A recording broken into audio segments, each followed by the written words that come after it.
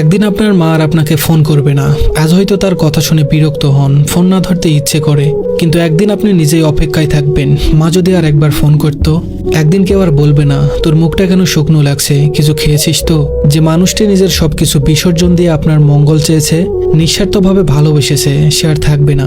আপনি চাইলেও আর সেই ভালোবাসার ছাই ফিরে যেতে পারবেন না। একদিন আপনার ভুলগুলোর জন্য কেউ আর শাসন করবে না। আজ হয়তো রাগ লাগে, বিরক্ত হন, কিন্তু সেই শাসনই একদিন অভাব হয়ে বুকে চেপে বসবে।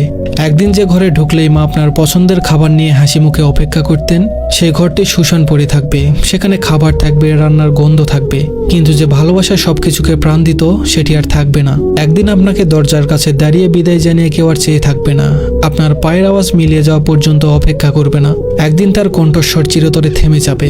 একদিন আপনি তাকে ডাকার জন্য চিৎকার করবেন, কিন্তু কোনো জবাব পাবেন না। তার হাতে মাথায় হাত বুলিয়ে দেওয়ার আর কেউ থাকবে না। রাত জেগে আপনার জন্য চিন্তা করার মানুষটি আর থাকবে না, যতই ব্যস্ত থাকুন না কেন।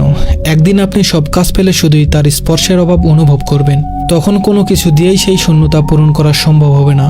সময় খুব নিষ্ঠুর, এটি থেমে থাকে না, কাউকে ফেরত পাওয়ার সুযোগ দেয় না। একদিন শুধু স্মৃতির মধ্যে তাকে খুঁজতে হবে, তার পুরনো গলার স্বর রেকর্ডে শোনার চেষ্টা করতে হবে, পুরনো ছবিগুলো হাতে নিয়ে বোবা কান্না করতে হবে, কিন্তু কিছুই আর ফিরবে না, কেউ আর ফিরে আসবে না। আপনি কেবল অনুভব করবেন আপনার ভিতরে এক বিশাল শূন্যতা, যা কখনোই আর পূরণ হবে না।